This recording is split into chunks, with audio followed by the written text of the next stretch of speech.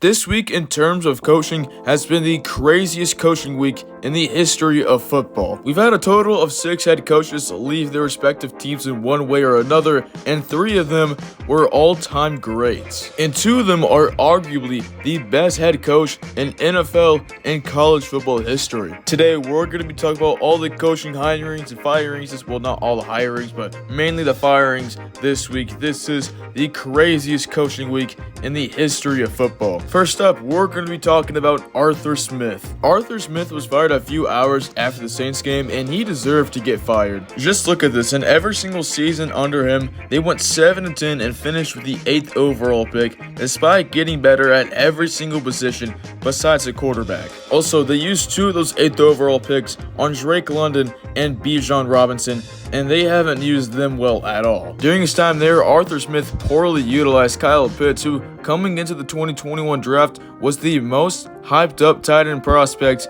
in NFL history, and that's why the Falcons drafted him 4th overall. And like I said, Kyle Pitts has been poorly utilized. Not only that, but 8th overall pick in 2022, Drake London hasn't even passed 1,000 receiving yards yet, and hasn't even reached 5 touchdowns yet again proving Arthur Smith has greatly misused this young talent. And now we have Bennie Robinson, which when he was picked 8th overall in 2023, it was a questionable pick to begin with because the Falcons already had a good rushing game, so why add on? But if they did add on, Bennie Robinson was going to be pretty good, right? Surprise, surprise, Bennie Robinson was greatly underutilized as somehow he only finished 15th in rushing yards, not even hitting 1,000, and somehow he only ran it in for a touchdown 4 times, well, at least on the ground. I think this stat explains it very well, as last year Tyler Algier, as a rookie, who was a late round rookie by the way, finished with 1,036 rushing yards, and this season, Bennie Robinson, as the 8th overall pick, couldn't even hit 1,000. To top it all off, Arthur Smith's final memory as an Atlanta Falcon is him yelling at Dennis Allen because he ran up the score in a blowout loss. And in my opinion, if you're going to be beat that bad, I mean, just stop him. Come on now. I know I spent a lot of time on him. It's mainly because I have Bennie Robinson in fantasy football this year, and he kind of disappointed mainly because of Arthur Smith. So hopefully, well, I probably won't have Bijan next year, but if I do, I just hope he's better next year under the new head coach. Next is Rivera, the head coach of the Commanders, and it's a great firing. In 4 seasons, he only had a 500 record or better once, which was 8-1 in 2022. He won the division somehow in 2020 in the worst division of all time. And this season, he went 4-13 despite having a very talented roster and Sam Howell, who I had some expectations of, and he looked pretty good, but he ended the season on a very cold streak. Now we have our first shocking firing or retirement, whatever, of the day, and that's Mike Vrabel. This move isn't as shocking as the next 2 we're going to be talking about, but I still think it's kind of shocking. One of the reasons it's so shocking is because he was so good with them. He brought them success.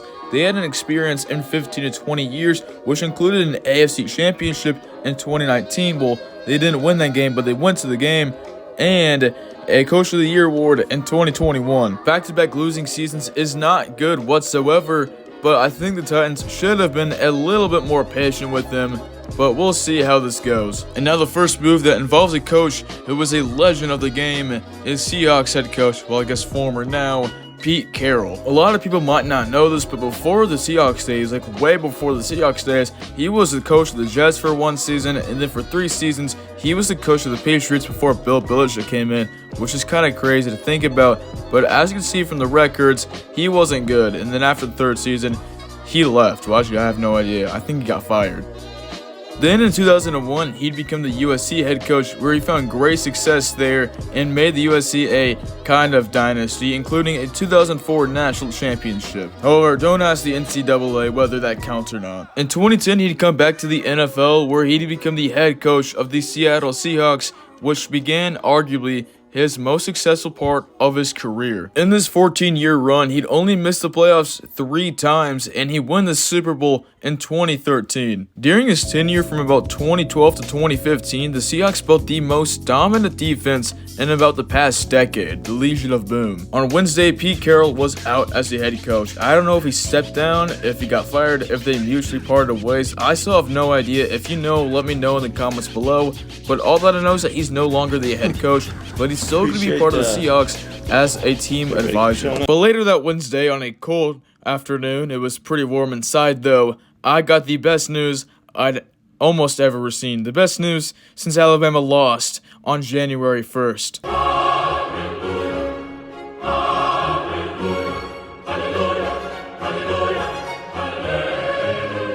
Okay, hope that song wasn't copyright. I was pretty proud of myself for that. But anyway, Nick Saban retired. I'm so happy. Saban retiring came out of the blue. It sent shockwaves across not just the college football world, but the sports world. No one saw this coming. But when the news came out, I was so happy. I was cheering, I was screaming. I didn't know if it was real or not first, but then ESPN posted it. I knew it was official. I was so happy. Thank you, Nick Saban, for retiring. The pain you've caused and the pain you've tormented on, you've tortured my family for years. I'm just so happy you're gone. I do have to give him credit though. He stayed out of trouble and he never cheated. He won the real way. And when you see the NIL stuff and all this stuff going on, there are a ton of teams cheating nowadays. Even back then, a ton of teams were cheating. Nick Saban did it the right way, so props to him. But that's the only props I'm going to give you for now. But once Saban retired, the spot was wide open for about anyone to take, and the top candidate at the time was Dan Lanning, the head coach at Oregon, who had been coaching at Alabama before that, but he said that he's staying, and good for him. He's a true one. He's loyal. Other people were saying Kirby Smart or Dabo Swinney, but that's not going to happen. But earlier yesterday, Alabama did find their new head coach, Washington head coach Kalen DeBoer. I don't know how to say that. I hope I'm saying that right. But he has just led Washington to the national championship. And by the way, what a traitor this guy is. He spent 2 seasons at Fresno State and then went to Washington, spent 2 seasons there, brought him to complete excellence, brought a turnaround, and then went to Alabama. I gotta give him respect. He's a great head coach, but he's also a traitor. He's probably going to do well there. Hopefully he doesn't. I'm praying on Alabama's downfall. I'm not actually praying, but I'm just hoping they have a downfall. And now the last one and the most recent one, and surprisingly, the least shocking of them all,